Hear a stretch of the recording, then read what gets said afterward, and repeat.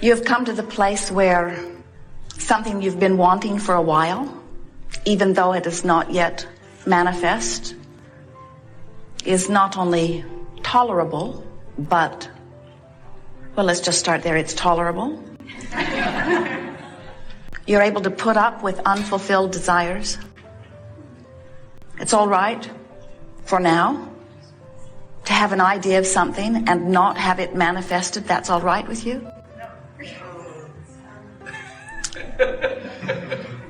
We understand, but you've really got to get, so you say yes to that before things will start coming easily, because it is that very discomfort that you feel over things not yet manifesting that causes a longer and longer and longer delay in them manifesting. Because when you want something and you notice it hasn't happened yet, and you keep noticing that it hasn't happened yet, and you keep feeling the way you feel when you notice it hasn't happened yet, that feeling is your indicator that you're offering a vibration because it hasn't happened yet that matches it not having happened yet. And as long as the vibration that you're offering is about it not having happened yet, then it can't happen. So, do you sort of get it that you must, as a deliberate creator, decide that you are not going to offer your vibration in response to what is. Because if you are offering your vibration in response to what is will remain as it is. You have to find a way of molding the energy into something that matches what you want. Most of you, even those of you who are beginning to understand about emotion, understanding that it is your guidance system, even those of you who are beginning to understand that it is a vibrational universe in which you are focused and that you are vibrational beings, still, most of you offer your vibration in response rather than in deliberate offering. Something happens, you respond vibrationally. We want you to understand that deliberate creating is about offering a vibration by purposeful intent. I'm offering this vibration because this vibration matches my desire, and if I offer this vibration which matches my desire, then my desire must manifest. 99.999999. Most of every creation is complete before you see any physical evidence. It is complete in the vibrational sense. So, if you are offering your vibration in response to what you're observing, and what you're observing is that what you want has not yet come, now you continue to offer a vibration about it not yet having come, which means you're holding yourself in that uncomfortable place, that gap, that lag between identifying that you want it and receiving it. So when we say to you, have you come to the place where those unfulfilled desires still feel all right? You feel eager, you feel hopeful, you feel anticipation. You're looking forward to it unfolding, but you're not disappointed that it has not yet unfolded. Now you're getting close to the vibrational proximity that's going to let it flow. We want you, as you begin to bring this idea of allowing the energy that creates worlds to flow through you toward your creative end, we want you to feel how well named this gathering is, as we call it, the art of allowing, because you become very practiced, very good, very artful. You become very practiced at recognizing where you stand by recognizing how you feel. So we're just going to say it to you in as plain of words as Esther can find in response to the powerful intent that we are offering to you. You have to want more than anything to feel good. And you have to be willing to work harder on this than anything else on feeling good. And here's the blunt statement that we want you to leave here remembering. You've got to stop letting what is dictate your emotional response. So, somebody hurts your feelings. You don't want to be somebody that somebody can hurt your feelings. You don't want to be hanging out there so tentatively that terrorists could strike in a part of the world that has nothing to do with you, and it can make you afraid. You don't want to be hanging out here in such a fragile position that someone that you care about could be disconnected, having a bad day, say something to you and hurt your feelings, and have them, who you can't control, wouldn't want to even if you could. We're speaking from your inner being point of view, of course. Well, we can see why you would want to control other people's behavior if you're someone who hasn't learned the art of allowing. If you're looking around and having emotional responses to what you're seeing, we can understand why you'd get pretty heavy on the trying to control circumstances and conditions.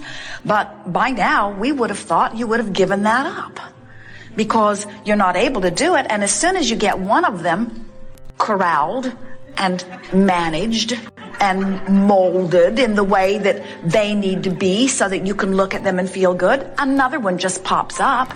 Or that one goes off and meets some new friend and starts catering to what they want instead of catering to what you want, and then you're back to square one again.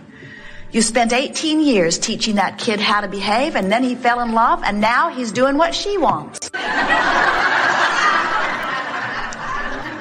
So if the way you feel is dependent upon controlling even one condition, you're in big trouble because you can't manage to control those conditions, but you can manage with all of the possible things that you have that you could focus upon and think about and remember and ponder and muse and observe and imagine. With all of the things that you could focus upon, past, present, or future, certainly there are enough things that feel good when you do it that you can manage your own mood. And the art of allowing is nothing more than managing your mood. It's saying, I want to feel good, and when I do feel good, I'm in alignment with good things. Now, conceptually, that's really easy to understand, isn't it? But you've trained yourself to respond to so many things other than that, even though you were born with a guidance system, even though you were born with this incredible ability to assess in every moment your vibrational point of attraction. It is interesting to us when we see you not understanding today that a good feeling is a good thing and that a bad feeling is not such a good thing. We want you to be willing to feel good on purpose for a little while and to watch the results of that deliberate offering of vibration. But that means directing thought on purpose. And directing thought on purpose, you could tell us this, in fact you do often, is not as easy as we make it out to be. Because, and here's where we let you off the hook, but only briefly, so don't get used to it. Law of attraction says that which is likened to itself is drawn. So if you've been focusing by virtue of some circumstance or events that you've been living on something that's causing you to offer a particular vibration, we acknowledge that it is easier for you to find other thoughts that match that vibration than it is to find very different thoughts. In fact, we'll really let you off the hook by saying, but only briefly, so don't get used to it. We will really let you off the hook by saying, you actually cannot find thoughts that are very far from the thoughts that you are thinking. In other words, if you're depressed and some bright-eyed, bushy-tailed Abraham student comes to you and says, you know, you create your own reality and you're supposed to feel good and things can get better for you, all you have to do is cheer up. You're thinking, I do not create my own reality or you'd be gone.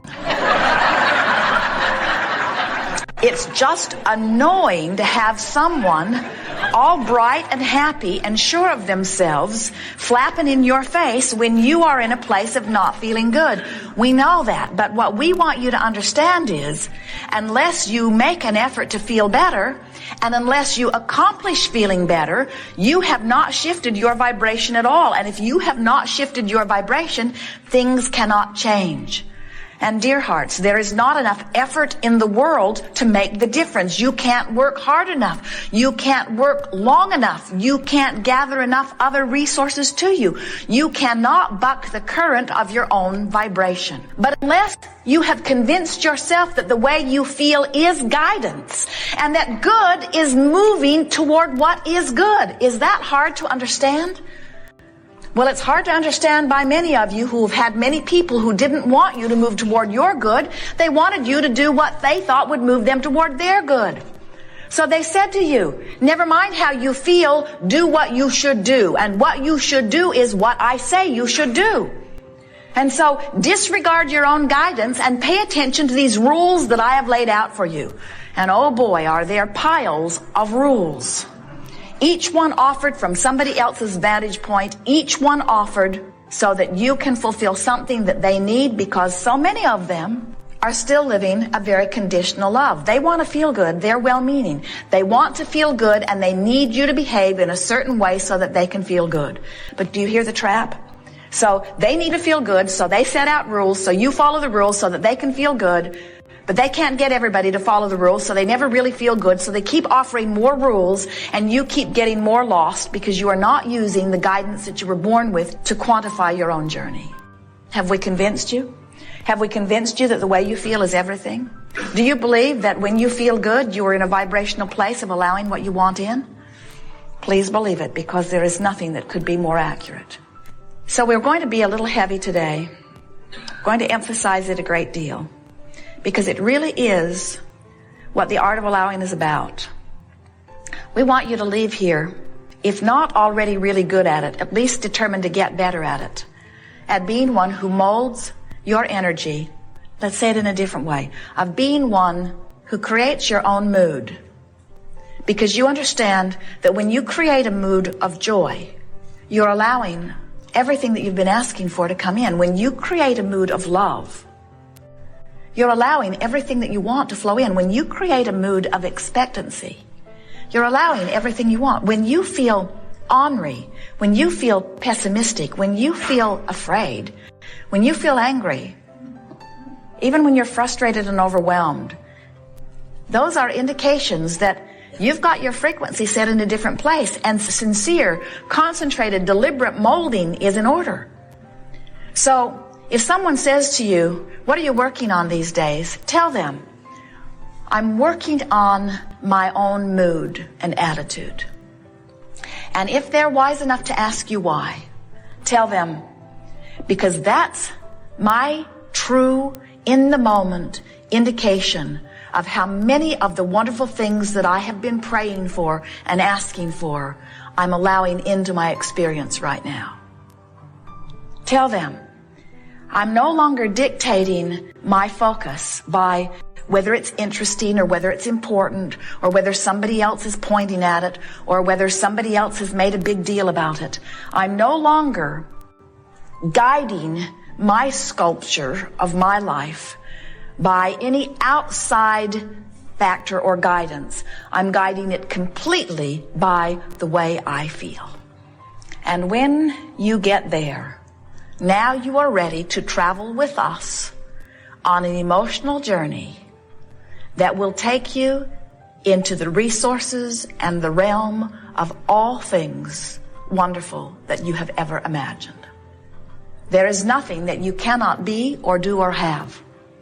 And there is nothing that is keeping you from the accomplishment or the achieving of anything other than your own attitude, other than your own mood, other than your own focus, other than your own emotional response to what you're giving your attention to. So leave this gathering today deciding that you're no longer one whose feelings can be hurt, because your feelings are no longer up for grab. Because your feelings are not dependent upon what somebody else thinks or does. Your feelings are dependent upon your choice of focus.